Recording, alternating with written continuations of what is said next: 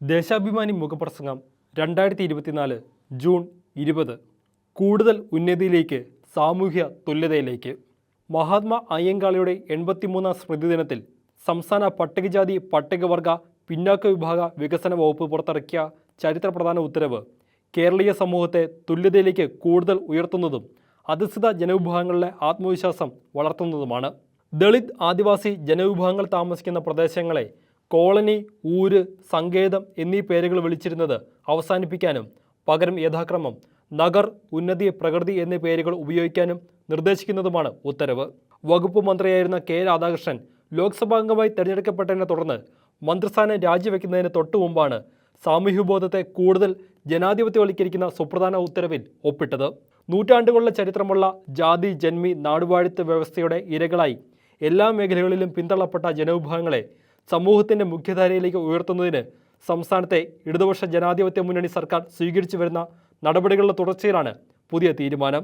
ജനാധിപത്യ മതനിരപേക്ഷ മൂല്യങ്ങൾ മുറുകെ പിടിക്കുന്ന പരിഷ്കൃത സമൂഹം കോളനി വാഴ്ചകളുടെ ഓർമ്മകൾ അവശേഷിപ്പിക്കുന്ന പേരുകൾ തുടരേണ്ടതില്ലെന്നാണ് സംസ്ഥാന സർക്കാരിൻ്റെ കാഴ്ചപ്പാട്. അവഹേളനപരമായി പലപ്പോഴും ഉപയോഗിച്ചു വരുന്ന കോളനി എന്ന പേര് അവിടങ്ങളിൽ താമസിക്കുന്നവരിൽ അപകർഷബോധം ഉണ്ടാക്കുന്നതിനാൽ അത്തരം നാമങ്ങൾ കാലോചിതമായി പരിഷ്കരിക്കാനും മുഖ്യമന്ത്രി പിണറായി വിജയന്റെ നേതൃത്വത്തിലുള്ള രണ്ടാം സർക്കാർ അധികാരമേറ്റതിന് പിന്നാലെ തീരുമാനിച്ചിരുന്നു.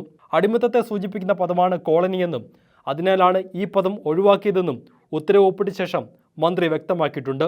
ദേവസ്വം ബോർഡ് ക്ഷേത്രങ്ങളിൽ SC/ST പിന്നോക്ക വിഭാഗങ്ങളിൽ നിന്ന് പൂജാരിമാരെ നിയമിക്കുന്നതടക്കം നിരവധി പുരോഗമന നടപടികളാണ് 8 വർഷത്തിനിടെ LDF സർക്കാർ നടപ്പാക്കിയത്.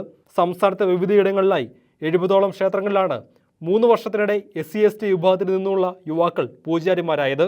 2 വർഷത്തിനകം മുഴുവൻ ഭൂരഹിത, ഭവനരഹിത പട്ടികവർഗ കുടുംബങ്ങൾക്കും ഭൂമിയും വീടും നൽകാനുള്ള പദ്ധതിയും സർക്കാർ നടപ്പാക്കി വരികയാണ്. 28,000-ലധികം പട്ടികജാതി കുടുംബങ്ങൾക്ക് 8 വർഷത്തിനിടെ ഭൂമി നൽകിയിട്ടുണ്ട്. 11,358 പട്ടികജാതി കുടുംബങ്ങൾക്കായി 607 ഏക്കർ ഭൂമിയാണ് കഴിഞ്ഞ 3 വർഷം കൊണ്ട് നൽകിയത്. കൂടാതെ വീടൊരുക്കാൻ 7.5 ലക്ഷം രൂപ വരെ നൽകുന്നുമുണ്ട്. തൊഴിൽ സംരംഭം ആരംഭിക്കാൻ 5 ലക്ഷം രൂപ വരെ നൽകുന്നതാണ് മറ്റൊരു പ്രോത്സാഹന നടപടി. പട്ടിക വിഭാഗങ്ങളിലെ വിദ്യാർത്ഥികൾക്ക് മികച്ച വിദ്യാഭ്യാസ അന്തരീക്ഷം ഒരുക്കുന്നതിൽ മുതൽ തൊഴിൽ ഉറപ്പാക്കുന്നതിൽ വരെ സർക്കാരിൻ്റെ ശ്രദ്ധയുണ്ട്.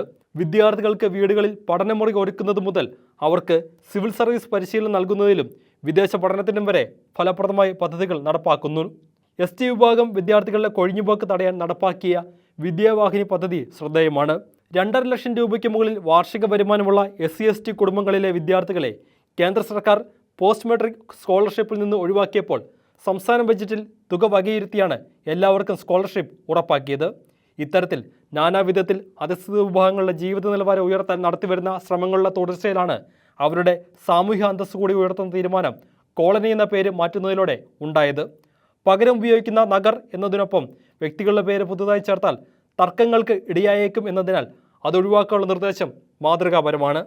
ചില ഉത്തരേന്ത്യൻ സംസ്ഥാനങ്ങളിൽ ജനങ്ങളെ ഭിന്നിപ്പിക്കാനും വർഗീയമായി ധ്രുവീകരിക്കാനും BJP സർക്കാരുകൾ പ്രസിദ്ധമായ സ്ഥലപ്പേരുകൾ പോലും ഏകപക്ഷീയമായി മാറ്റുമ്പോഴാണ് കേരളത്തിൽ പേരുമാറ്റത്തിലും ജനങ്ങളുടെ ഐക്യം സംരക്ഷിക്കാനുള്ള കരുതൽ. തീരുമാനം പ്രഖ്യാപിച്ച് മന്ത്രി പറഞ്ഞതുപോലെ പേരുമാറ്റം കൊണ്ട് മാത്രം സാമൂഹ്യോന്നതി ഉണ്ടാകില്ല. അതിന് മുഴുവൻ സമൂഹത്തിൻ്റെ പിന്തുണയും സഹകരണവും വേണം.